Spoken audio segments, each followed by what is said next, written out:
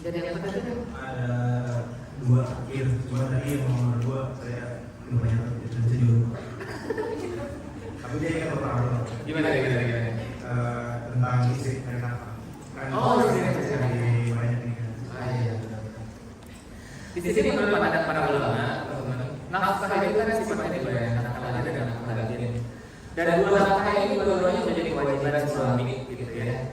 Jadi kewajiban suami. Dan kita harus paham bahwa nafkah batin itu bukan selalu tentang seksualitas atau hubungan biologis, tapi nafkah batin itu termasuk tentang bagaimana perlakuan suami kepada istrinya. Kayak gitu ya, membuat istrinya merasa nyaman. Kayak gitu. Karena bahkan nanti buat para suami, ini maksud saya masuk di jatuh sana. Yang dimaksud dengan mawaddah gitu ya, termasuk pada aspek seksualitas, di mana nanti seks untuk perempuan itu bukan cuma tentang bagaimana hubungan seksnya, tetapi di luar itu kayak gitu. Karena kalau kita berbicara hubungan seperti itu, arahnya itu hubungan biologis saja. Tapi sebenarnya buat perempuan, hubungan psikologisnya dulu baru terpenuhi, yang itu justru menjadi pemanis dan kedepannya ketika hubungan sudah berlanjut ya. Mungkin barangkali permasalahan ini harus ada kelasnya khusus karena bahasanya akan menjadi terlalu vulgar. Tapi fikihnya ada. Kayak gitu. Terus untuk batin seperti itu. Bagaimana kenyamanan, bagaimana termasuk ucapan-ucapan yang dikeluarkan suami itu juga menjadi bagian dari nafkah batin untuk istri, gitu ya. Karena ketika seorang suami membentak sekali dengan ucapan yang sangat keras itu akan luar biasa, gitu ya, menekan mental banget buat seorang perempuan. Jadi nafkah batin itu tadi bukan cuma permasalahan yang sempit itu, tapi tidak. Mulai dari bagaimana perilaku kita, mulai dari bagaimana kita berucap, bagaimana kita memulai, gitu ya. Bagaimana kita memperlakukan istri, itu semuanya masuk dalam area nafkah batin. Itu wajib, kayak gitu ya. Terus nanti istri juga sama, wajib juga. Karena kita suka arahnya itu kewajiban suami nafkah lahir, nafkah batin, seolah-olah tidak punya kewajiban memberikan nafkah batin. Wajib. Istri juga wajib memberikan nafkah batin. Bahkan kalau juga banyak juga ya, kalau begini nggak boleh, ini boleh, gitu kan, banyak. Nah, sementara untuk masalah hubungan, kayak gitu ya, kewajiban utama suami yang memberikan nafkah lahir, betul, gitu kan ya. Tapi nanti di sini kita akan melihat pada sesuatu yang sifatnya situasional, kayak gitu ya. Ada misalnya dalam kategori tertentu, kategori ideal, di mana si suami yang bekerja full total dan dia memberikan nafkah itu juga full total, itu udah jelas ya, kayak gitu, jelas seperti itu. Ya, tidak perlu diragukan lagi, gitu kan? Berarti kewajiban dari suami. Nanti di situ suami kewajibannya kasih apa aja? Pertama, ngasih nafkah buat istri, ya. Nafkah istri beda dengan uang belanja. Itu beda lagi. Dan itu hak istri untuk digunakan apapun yang dia suka. Ya, jangan kemakan lagi sama kita. Gitu. Kenapa? Karena itu sudah hak istri. Terus nanti yang berikutnya lagi ada uang belanja. Uang belanja itu yang bisa dinikmati oleh berdua. Kayak gitu. Itu ya. Jadi jangan nyamain, masa udah segini terserah istri mau gimana. Kayak gitu ya. Ngaturnya. Jangan. Kita harus diskusi sama istri. Itu berapa? Jadi semuanya itu diberikan oleh suami. Kayak gitu. Nanti istri tinggal memenuhi kewajiban-kewajibannya aja. Termasuk istri ketika ingin mengambil nafkah yang sifatnya untuk makanan keluarga, dia harus izin. Kalau uang tersebut dipakai buat garam, ya ada lebihnya ya izin juga. Walaupun tidak sesat kalau itu juga, gitu kan ya. Tapi maksudnya sebenarnya sampai sedetil itu, gitu ya. Kalau kita mau berbicara detil, gitu kan. Ada mau belanja bisa, boleh kali ditilok gitu. Ya kan. Tapi kita aja habis dia ngasihnya udah kalau susah mau belanja enggak ada nafkah istri gitu yang beda, enggak ada beda gitu kan. Atau dia sama enggak sebenarnya dalam agama kita itu berbeda, cuma nanti ridho itu menghapus semua hal.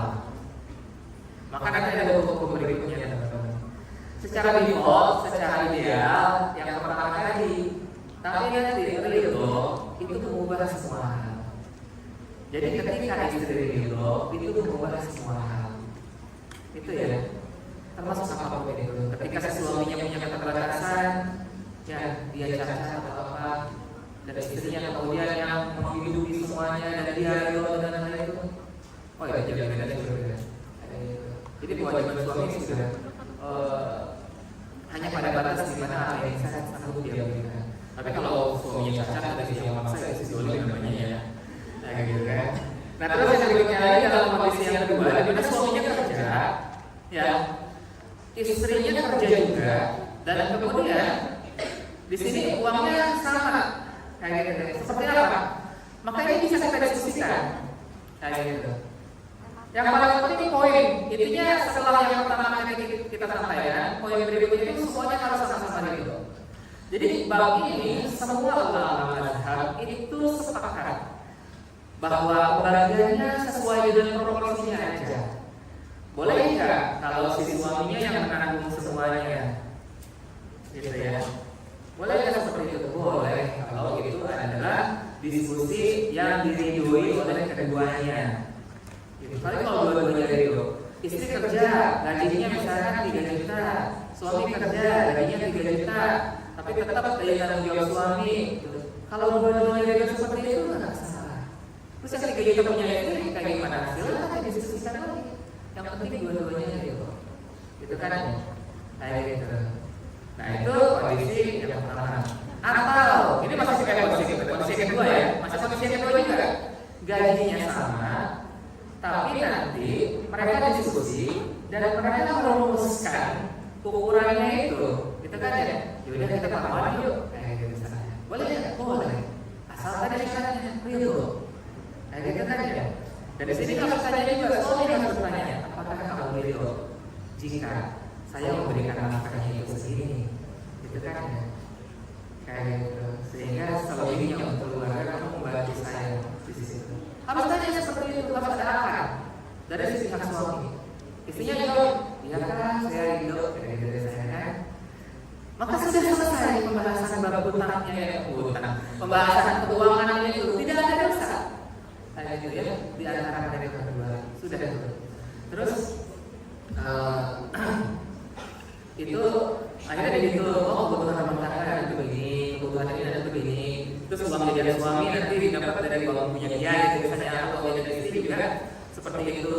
Itu kalau situasinya kayak gitu boleh nggak? Bagaimana hukumnya kalau ternyata ujung-ujungnya suami tidak memberikan nafkah kepada istri?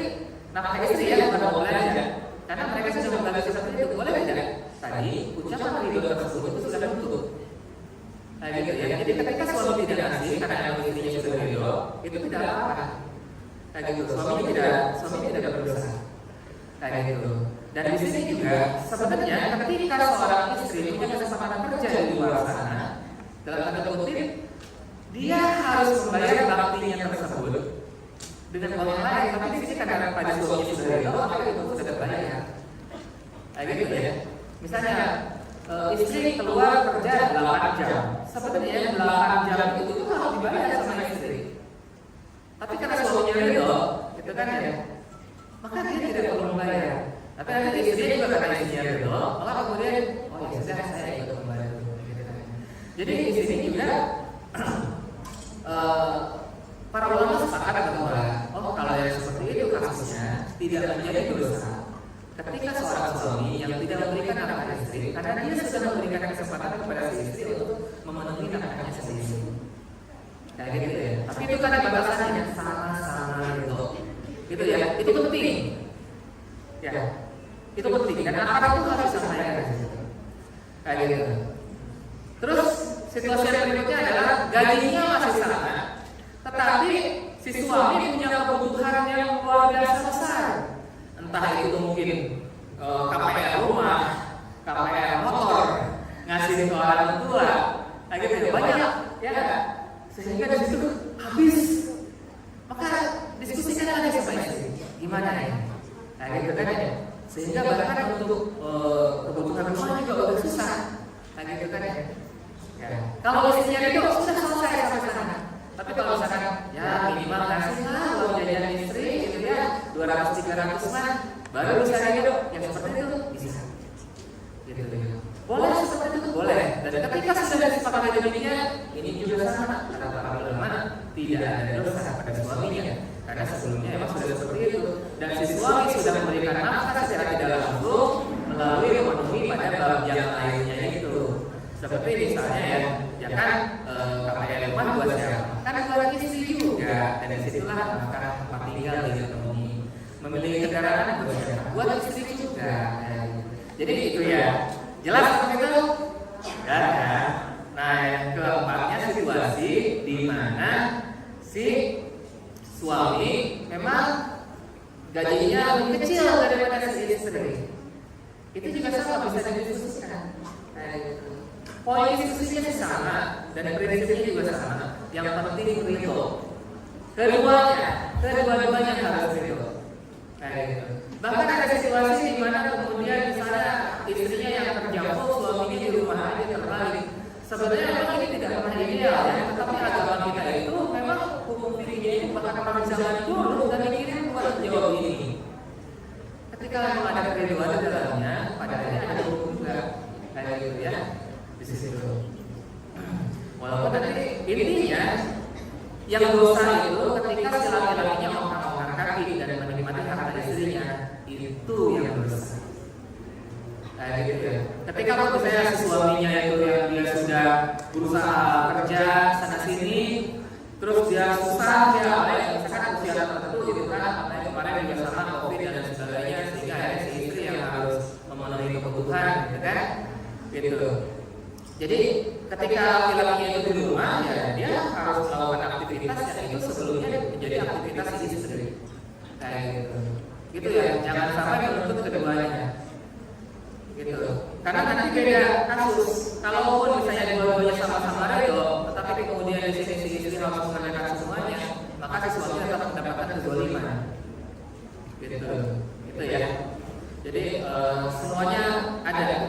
Rasulullah pernah ada di sebuah situasi di mana Siti Khadijah itu menghabiskan lebih banyak gitu ya, dibandingkan dengan apa yang dilakukan Rasulullah pada situasi yang genting banget, tidak selalu ya.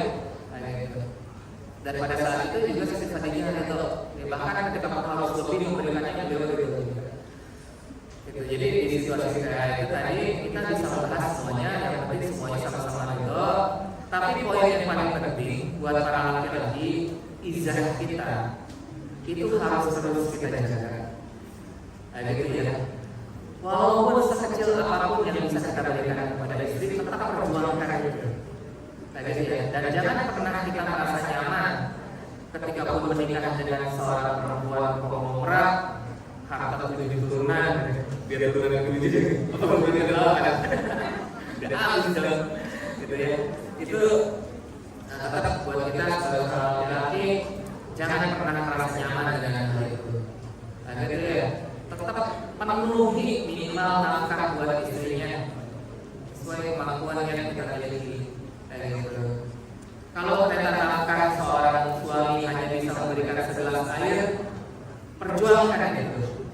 Jika pun ternyata dia misalkan badannya punya keterbatasan gitu ya, memang cuma bisa ngasih itu, perjuangkan itu.